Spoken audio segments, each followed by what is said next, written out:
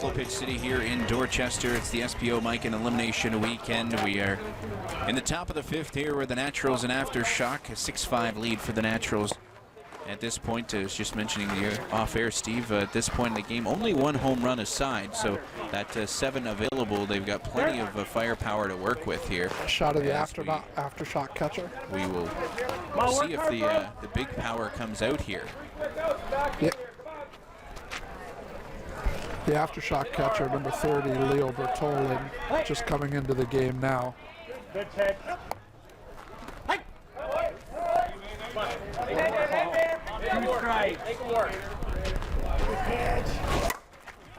Big shot here by Bate.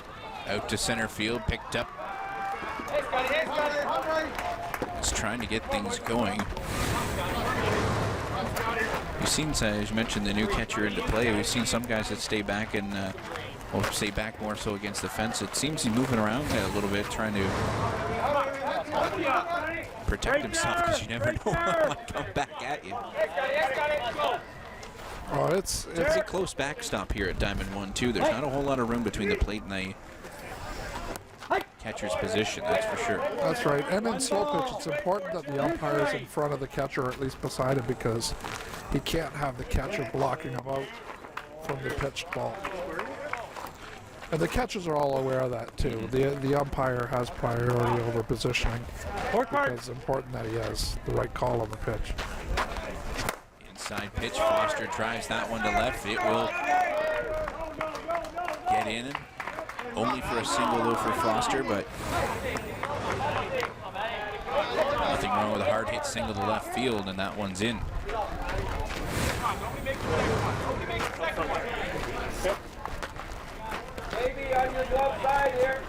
Matt Barrett had a single in the third and came around to score. All part of that 3-run third inning. Matt Barrett last year played for the Canucks team, who were eliminated earlier. He played for the Canucks last year. Prior to that, he played for a team called the PT Bruins that were very strong, that are now no longer in the division. Fly ball to the right field side, but that one will shade out of play. And what happens a lot with these players is a lot of them range from the age of 25 to 40 years old, and they have a lot of them have families. They have a couple kids they got to take care of, a wife at home. So Matty Barrett's team, the PT Bruins, that he played on for years, is no longer now because a lot of the players wanted to take care of their family commitments and couldn't commit to the Super Series anymore. Hard throw to third, and the ball goes out of play. So, as we've seen before, it's a hard throw from right center field. Goes all the way through the infield, and the third baseman not able to pick up the ball with the sliding man coming through. So Foster will score, and Barrett is going to end up on third base here. And now there's going to be a conversation on the mound. The reason why they're having a conference here, the umpires, is they want to talk about where the placement of Matt Barrett, the batter, was at the time of the release of the throw. If Matt was between first and second, Matt's awarded third base. You get 2 bases from the time of the throw. If Matt was not at first base yet, then that means Matt would only get second base. And now they will point to third, so spot there where from an umpiring position, Steve, it's a spot where it's best just to have everybody come together, have a conversation, and be on the same page sort of thing. You don't want those guys giving you the business a little bit here and there. Exactly. Even though some of them do, right? That's right. And even when we're right, they let us know we're wrong. Wait a second, an umpire's been wrong? Once in a while. Oh, hey, you had it. You heard it here first, folks. Have a look. I will not be using that. Try and use that to my advantage, though. I have a feeling it'll probably come back to bite me.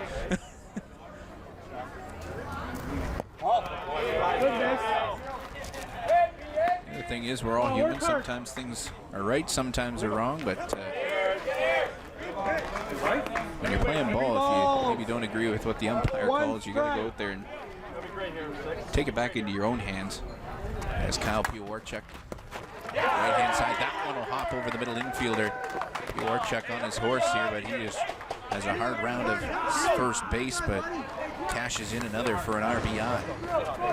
So just there, 2 pitches ago, Kyle pitched a low pitch that Dave Pritchard, the home run umpire, ended up calling illegal. And a little trick that umpires do is it's all about routine.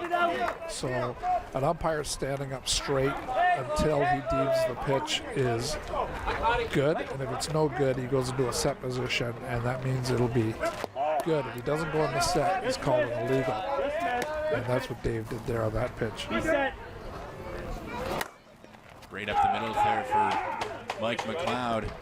Warchuk at second base. He's going to have to get back in quickly. As you see a hard hit single right up the middle. Frustration there on the mound. As we've seen, the pitchers are trying to basically make a split-second decision on seeing if they can get into a good defensive position to maybe stop the ball and turn that ball back to second base. A spot there where he led more towards the first base side and the ball went right through the middle. Dwayne Hamilton, the batter now, he actually moved out to Alberta a few years back. Back in 2009, he was out in Alberta working as a prison guard, and he was playing in the A division out in Alberta, and he was showing up at Canadian Championships for them. Big fly ball, left field side. Goodbye, baseball. Dwayne Hamilton with a 3-run home run there.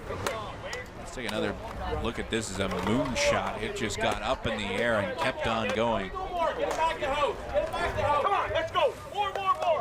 And that's now 5 runs in the inning here for the Naturals. I know that's at least the 3rd or 4th home run we've seen from Hamilton so far here in our coverage of the weekend, and their team's also played quite a few other games here, not on Diamond. As Foisey's going to get this one into right field. He's on his horse getting up to second base, and he gets a stand-up double here after the Hamilton home run. Foisey's a player that I've really seen develop in the division. I remember when he first broke in the A division, he was a young baby-faced player, and now he's grown into a man now who's developed into a very good men's A slow pitch player. Robbie. That's why most people play the game. If they want to advance to a higher level, you'll come in where maybe you still need some development of your skill, but you're a good ball player. If you're maybe a lower end guy on a team, it gives you the chance to play both against and with guys of a higher skill set, and you're hopefully hoping to advance your own skills to get there. That ball. Pete Babcock getting the gears from his teammates as flipped the bat and it went the wrong way. Pete Babcock used to play on a team called the Yardmen, and I was a base umpire for one game, and he wanted to move my positioning because I seemed too close to him. And I said, "Don't worry, I'll be out of the way." When you know it, later in the game, we collide. Line him up! Line him up! Keep your feet! No! No! Don't! And now there will be a conference. Umpire listed this as he called out of play. We'll take a look at this one. Keep an eye on that white stick. I might say, Steve, the front foot might have been across the line. I'm going to go to your umpiring expertise on this one. And what the ruling is there is if any part of the body is touching the ground out of play beyond that white stick, then he is out of play and it cannot be made a legal catch. But if he's not touching the ground beyond that stick, even if the ball is on the other side of the stick, as long as he's not touching the ground. Let's take another look. We've got super slow-mo, folks. The foot might have been just off the ground. That one's real close, that's for sure.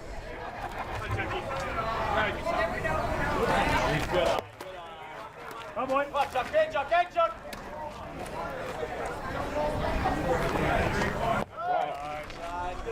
Good pitch now. He's got 3 balls. 2 strikes. Hey, work hard for me here. Chuck Roberts here, the pitcher for the Naturals.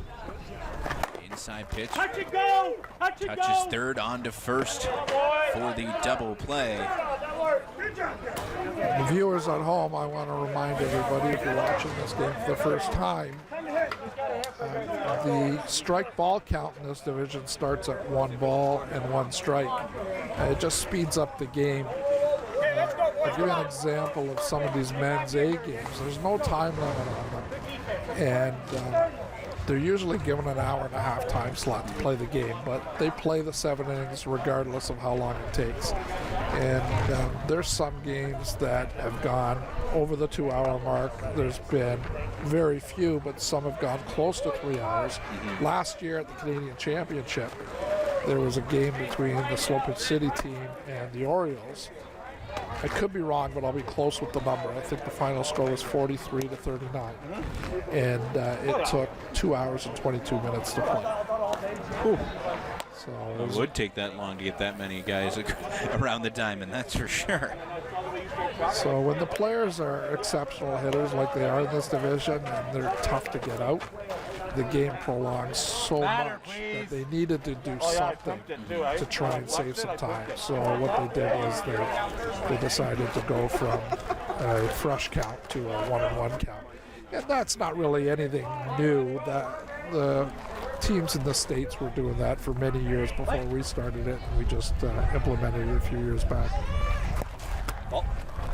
Top of the order here, Brendan Beerworth had a single, but thrown out at second to lead off the game, and then a fly ball to right center field. In the third, goes hard to the left-hand side. That one's going to carry him off of a glove into left field. He'll get a double on the play. I have to say, their Naturals may be lucky that that ball didn't carry him off the third baseman, and then initially it was going towards that at a play marker. The left fielder just kept it inside there. As you see, 11-5 score for the Naturals after they put up 5 runs in the top of the 5th inning. So for the Aftershock here, you know full well that they want to respond. Hard shot, right center field. That ball will get down. Ball's going to come back into the infield quickly, so Beerworth can advance to third, but no further, as Ryan Yakura is going to get a space hit here, his second of the game. Well, this could be the turning point of the game right here. 2 base runners on. Dave Bolt, former player for Team Canada, up to bat, and on deck is Leo Bertolin. Both these players were former teammates on the Orioles team years back, but now they both play on the Aftershock as senior members, and both of them hit the ball really well. Big shot here, high to deep left field. Going back to the fence. That one will clear the fence. So Bolt with a 3-run shot to left field. That one high as well. So now what's going through Leo Bertolin's head, who's coming up to bat now, is he was on deck while Dave was up. If Dave doesn't hit the shot that goes yard, Leo knows he has to. So Dave has now done that. The bases are empty, so Leo's going to hit the ball hard over the second baseman's head. But Leo sometimes hits the ball so hard that it does carry to the fence. Doesn't look like he did what I predicted. Tried to go up the middle and pick a spot, didn't hit the ball correctly. Second baseman played it easily. So first out of the inning. And that's where you say they may have a shorter bench on the Aftershock side, but using players in positions that you are trying to strategize for there. Yeah, and Leo may be hurt, and I'm not aware of it, because Leo's usually a starting player, and he came in as a substitute this game. McGrath through the middle, that one on to first. Nice play at second to get the out. So 2 out now, but a nice athletic move there at second base to pick that one up. I want this one right here, Matty. Good job, Bobby. Jim, not too much.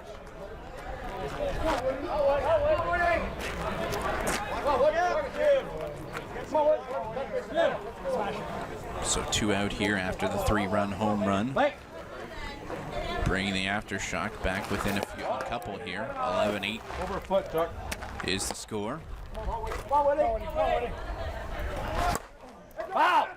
one's going to make an appearance over in Diamond 2 for Keith Woodcock. He'll have a couple of strikes against him here now. 2 balls. Woodcock playing center field for the Aftershock. One's going to go deep. 3 balls. 2 strikes. Full count.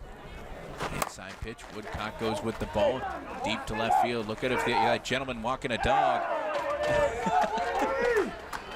Solo shot here for Keith Woodcock.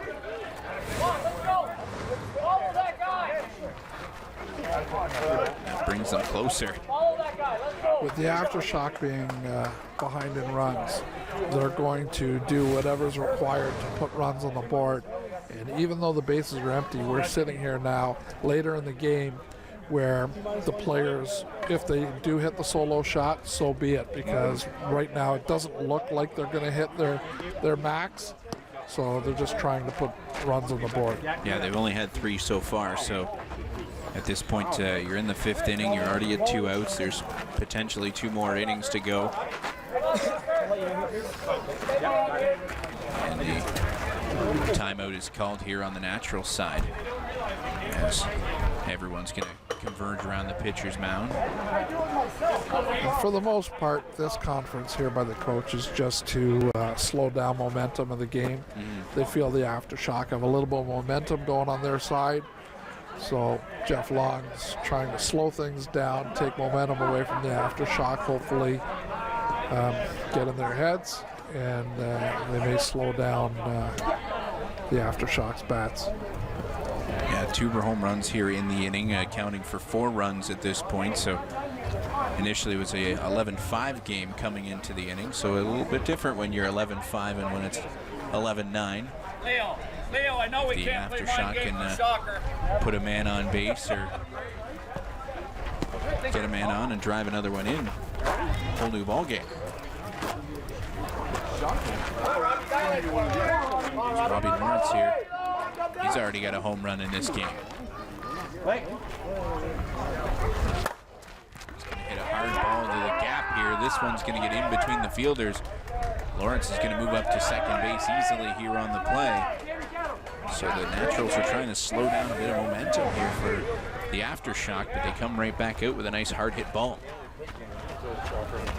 And with 3 outfielders, if you hit the ball on the screws and you can place it nicely like Robbie did there, you can get at least 2 bases out of a hit on the outfield. And they're going to swap out Ryan Yakura in for Robbie Lawrence on the base paths.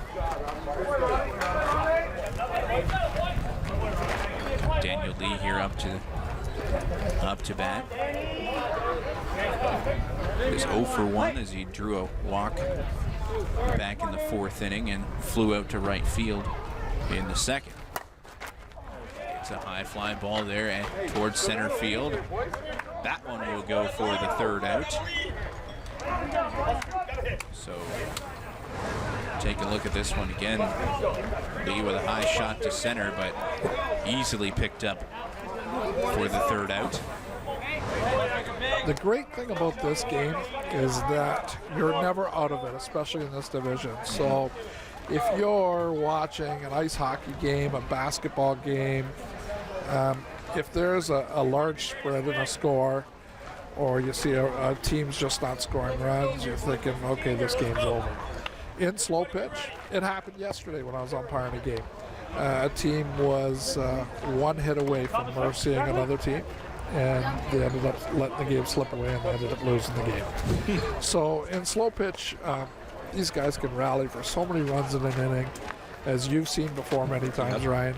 And with an 11-9 game here, even though Naturals have had the lead most of the game, this is anybody's game here. Oh, absolutely. We've seen games, even in our few games of coverage so far here, where all of a sudden one team will come out. We had an Orioles team that was only had 1 hit through 3 innings, and then they batted through the order back-to-back innings. So bat through the order, you're probably going to get a few runs to go along with it. I think we've seen some 8, 9, 10-run innings.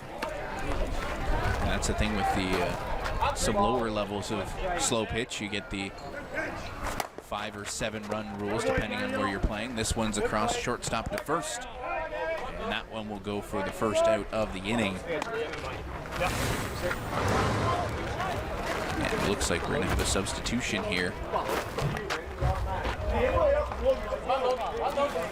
Coming into the game here for the Naturals after Daryl Zimmer. What's that? Grounds out. I believe so. 22? Yeah. 17? Looks like Logan Clout's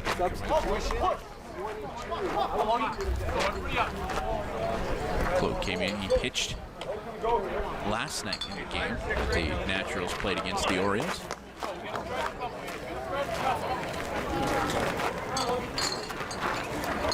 Clout coming in Work hard here. Dryer. Yep.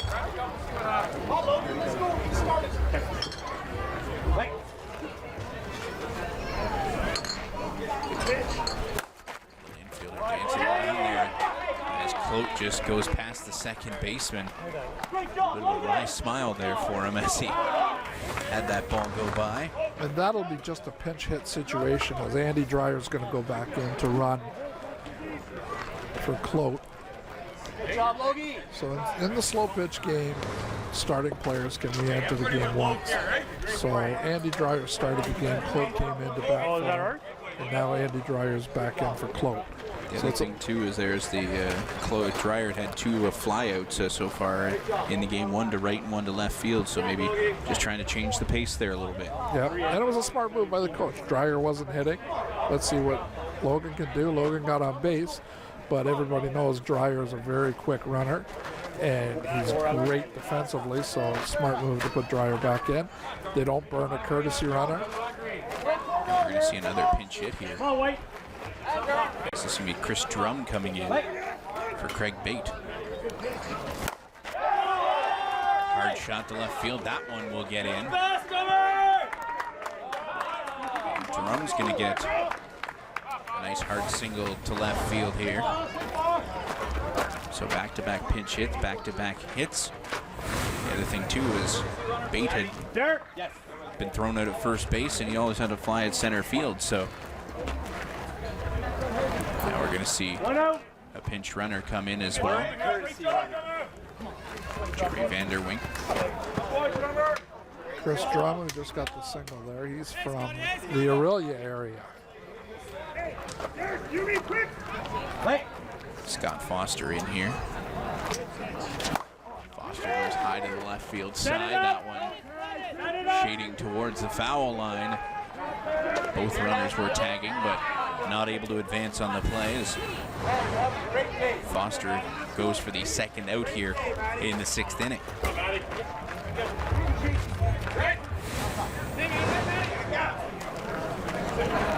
Matt Barrett's come around to score both times he's been up to bat. Single in the 3rd and a triple back in the 5th.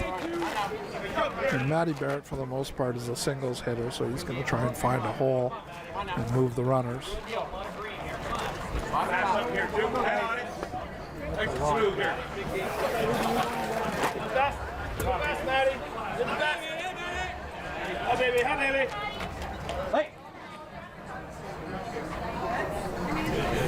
High pitch here for Barrett. That one's deep. For a ball. Second baseman here is playing on the grass for Matty because he knows that's the hole he likes to hit to.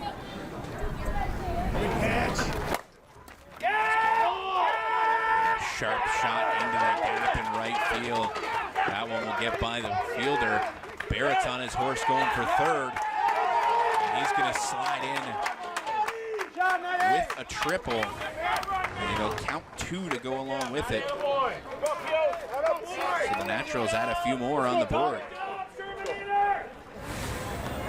Aftershock are having discussions on the infield. I don't know if they're going to make any changes. Kyle usually stays as the pitcher throughout the game, but they're definitely going to slow stuff down.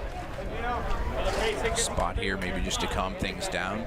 as you said, an experienced catcher, and maybe just to have a few experienced words.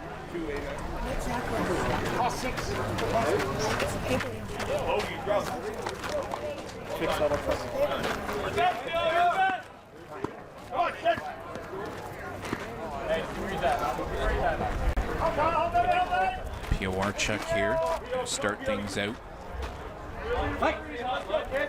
Top of the order here after the triple. Piowarchuk going to go to second. This one will go on to first. And it will go for an out. So third out of the inning after a couple of pinch hits come in and then driven in by the triple from Barrett. Finishes off the inning here as we are midway through the sixth. 13-9 is the score here for the Naturals, so still up by a couple. They extend what was a 2-run lead to now a 4-run lead, so nowhere near a comfortable lead, but nonetheless still up on the Aftershock here as we're progressing towards nearing the end of this game. I feel it's so important for teams to have at least a few senior players on their roster, because sure, the young guys are possibly the better athletes. They're younger. They can do things that the senior guys can no longer do. But the senior guys have been around the game a long time. They're the thinkers of the game. They know when to slow things down. They know when to keep momentum going. They know when to guide fielders and infielders of defensive positioning depending on situations. So when you see a guy like Leo, the catcher, go out and slow things down in the infield, there's a reason for it. It's not just a matter of, you know what, let's just have a chat. I'm going to talk to you about this. It's a situation that, just like I said earlier, Ryan, it's the game within the game. Oh, exactly. And sometimes it's a spot where, especially when you're pitching position, or if an infielder, a ball takes an odd hop and it doesn't go the way they want, you get a little frustrated. Some guys will get a little overheated, and then it affects the way they play. So if you got an experienced guy, just come out and say a few words. I know some folks think it's all strategy talk. Sometimes the catcher will just go out and tell him a joke. That's right. He's got a few jokes up his sleeve, and he'll just kind of bust one out, make the guy maybe giggle a little bit, and then carry on back to the position. Yeah, a lot of times when we go to break up a conference as umpires, the things that players say to us are stuff we can't repeat on the outside of the diamond, and it's more joking comments than anything. So now we're going to see. This is Farmer up to bat here. Farmer played in the B division for a few years, and he's come up to the A division. He's struggled. He's been struggling lately at the plate. I've been asking why he hasn't been in the starting lineup often, and he just hasn't been hitting the ball like he has in the past. A little bit of a slump, so hopefully he can get out of that. Illegal. Illegal call there. Come on, battle here for me. 3 balls, 1 strike. Farmer here, inside pitch, hard drive to the left-hand side. So if he's got a slump going, nice hard base hit will do the trick. As he comes in place of the pitcher in that spot. Big smile on Farmer's face at first base. Always nice to see the nice guys do well. Yeah, exactly. And he's one of the nice guys in the game. Brennan Beerworth here, the left fielder. Been on 2 out of 3 times so far. 1 ball, 2 strikes. Around to score on the 3-run home run. Back in the 5th, he's going to tag the ball pretty well himself. That one's over the left fielder's head. It'll jump up and take a hop. And run comes in to score. And runners advance here. First and second with none out.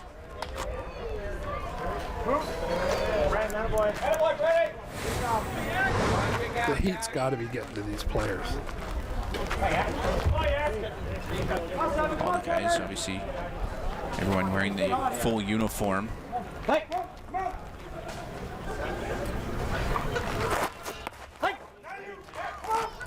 One ball. Mind you, the way technology goes with baseball uniforms, the breathability is usually pretty decent. That one's going to go over towards foul territory. It will get inside the line.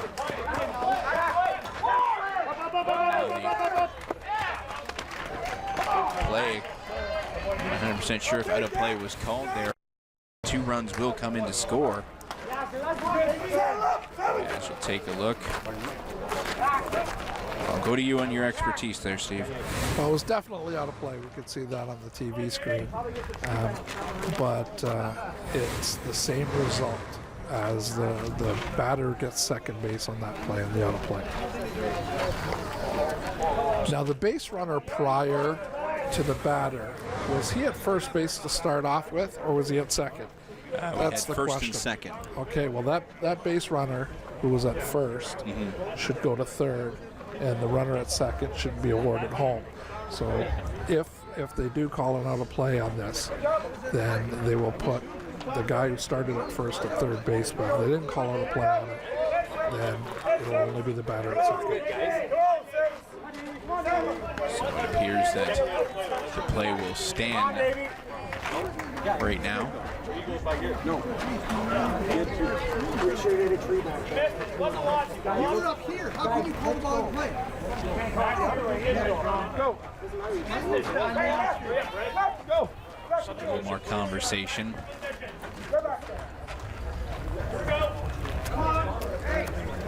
More so on the positioning, and that's the other spot. I know, as I've seen it many a times, as we just heard it there, a spot where, Steve, it's how can you call out of play when you're over there? There's only so many places you can be, though. And that's what Chris Drum, the first baseman, was questioning, saying that if you're not on that side of the diamond in line with the out of play line, how can you call it out of play? And it is tough if you're not lined up with it.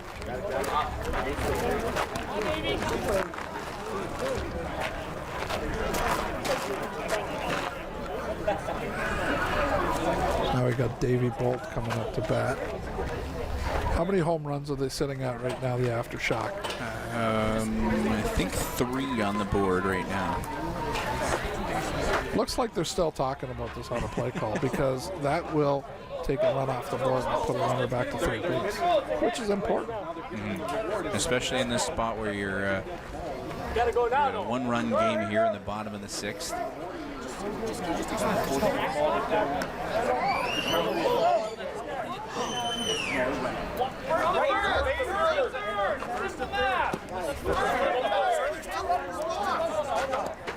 So this conversation will continue here.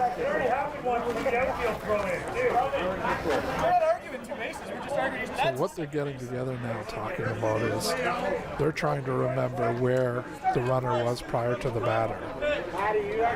They don't have the luxury of the scorebook, the umpires. Yeah. So if they are aware that the runner was at first base, then he will only get third.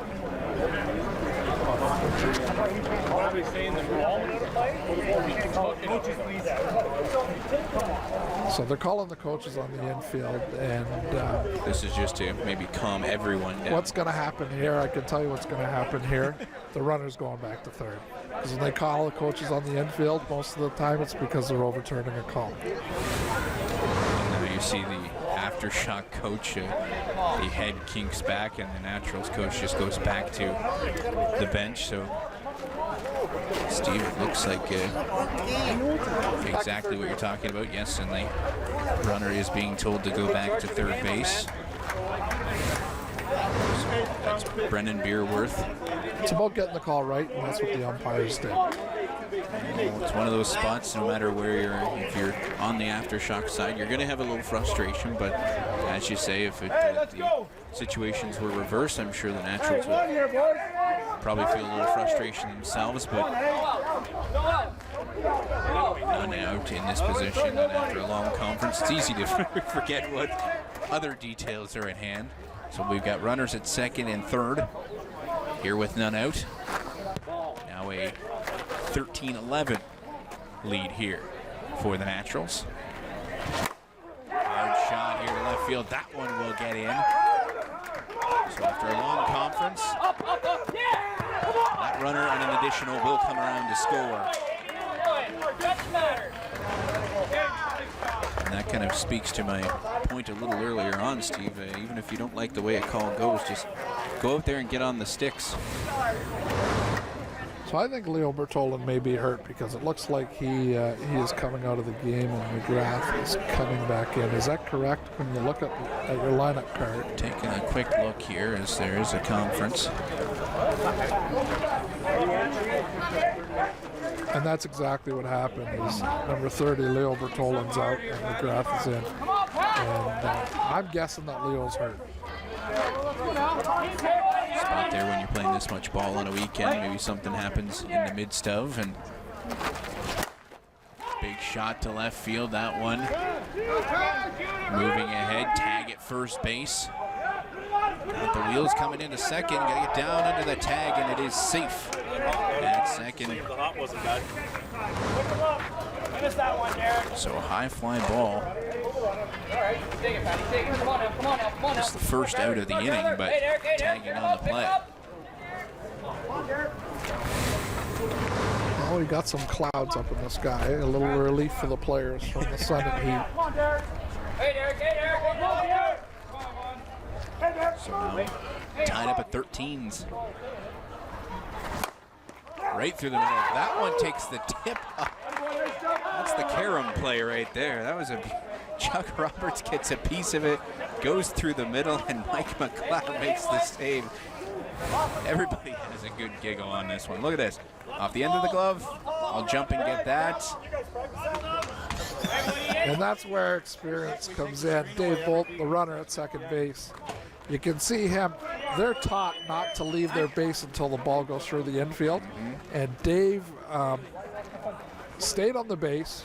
Once it hit Chuck's glove, he's thinking, okay, it's possibly through, and he's ready to go. And then he sees Cloudy McLeod make the catch. So Davey Bolt gets back and doesn't get picked off at second base. So now we'll have another conference on the mound here as, again, bottom of 6-2 out. Man on second. Tied at 13s. So predominantly what the slow pitch teams do before they come up for their first game of the day is they go to an off-site and take batting practice. So the Orioles probably did that an hour or so ago. They're starting to form inside the park now. They get their swings in, but they don't go too long, especially in this heat, because they want to be fresh for the game as well, right? Because if they don't do that, the team they're playing against has been hitting the ball and playing all day long. And they'll have an advantage over them when it comes to taking swings. But in saying that, they have the disadvantage of having to play the games and they're tired. Come on, Chuck. Come on, Chuck. Naughty, make me a play, kid. Hard shot here. That one will drop in. Big hit there for Keith Woodcock. He'll get a double and cash the runner. So the Aftershock will take a lead here in the sixth. Also, we're going to get our short pitches. So 2 are out, but the Aftershock get ahead of the board. So this batter, Robbie Lawrence, he's going to go for the fence here for sure. Looking to add an extra run here. Gets underneath the ball. Doesn't look like it's carrying far enough, and it will go for the third out here in the sixth. So the Aftershock had 5 in the inning after having 4 the last time around. So they put up 9 over the span of 2 innings to get themselves back into this game, Steve. 14-13. It's a score that we normally see on a Sunday. They're usually in the teens, unless a team really rallies. It all depends on who's going to hit the ball now and be the smartest at the plate. If players don't think out the situation and just swing freely, that's problems, because they need to hit certain gaps in certain situations, move base runners where they need to, because if they don't do that and they just swing freely and they don't hit the ball on the screws, it's fly out after fly out. So it's important you get base runners on. To start the 7th here, I think we'll see Mike McLeod kick things off, Dwayne Hamilton afterwards. So if the Naturals wanted to get a couple on the board here to start things off, you got a couple of big bats to start things through, especially in a one-run game here where for the Aftershock, if they can shut down the Naturals here in the inning, they will have a victory. Whereas the Naturals, they want to keep this day and tournament going alive for them. And the leadoff hitter in an inning is so important. He sets the tone for the inning. Hey, one at a time here. Let's go. Mike. Come on, Tyler. Work hard here. Come on, baby. Mike McLeod here. Shot through. That one's deep to the left-hand side. It will drop in.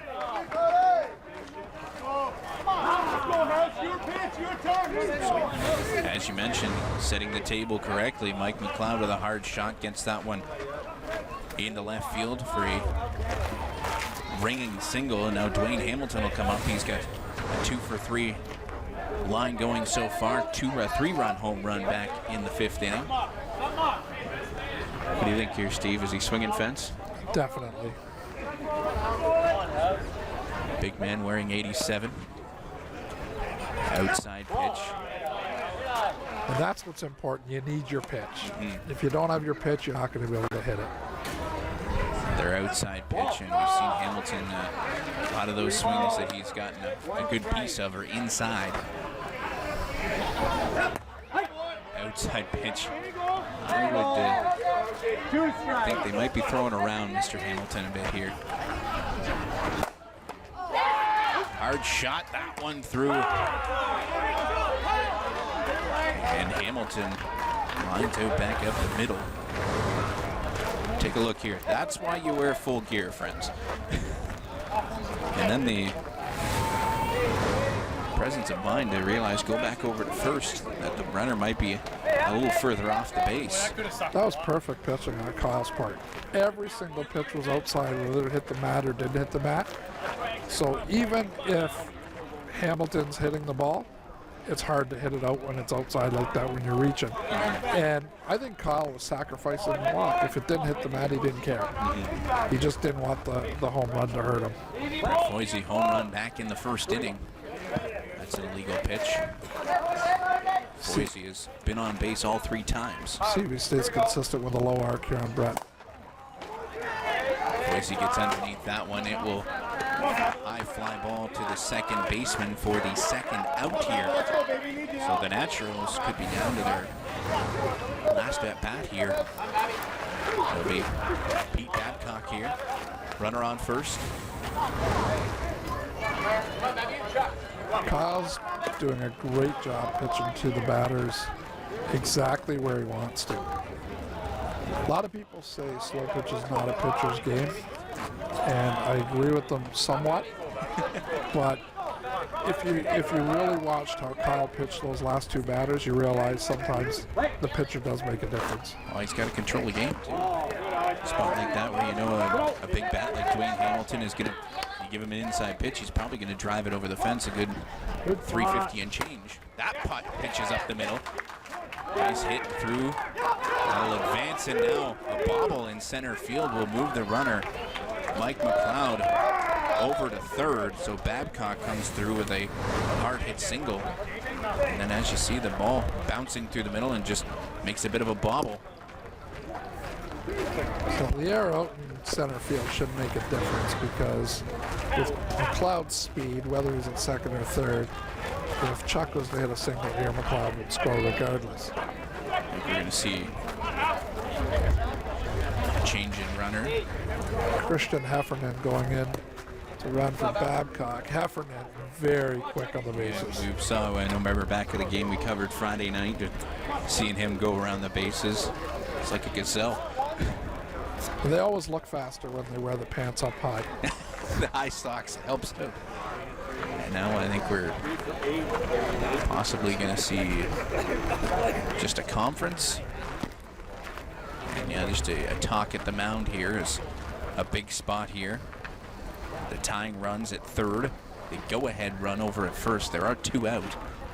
Chuck Roberts up to the bat 3 times so far. Has not been on base. Had a pair of times thrown out at first and a fly out to center field. And Chuck's been around long enough that he shouldn't be nervous. He'll be relaxed at the plate. A lot of guys in this situation, the nerves get to them and they can't come through in a situation like this, but that shouldn't be the case here with Chuck Roberts.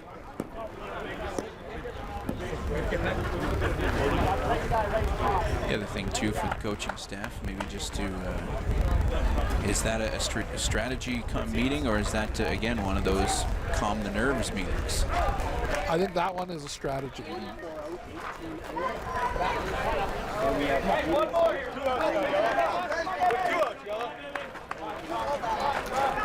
So Roberts takes his place in the batter's box.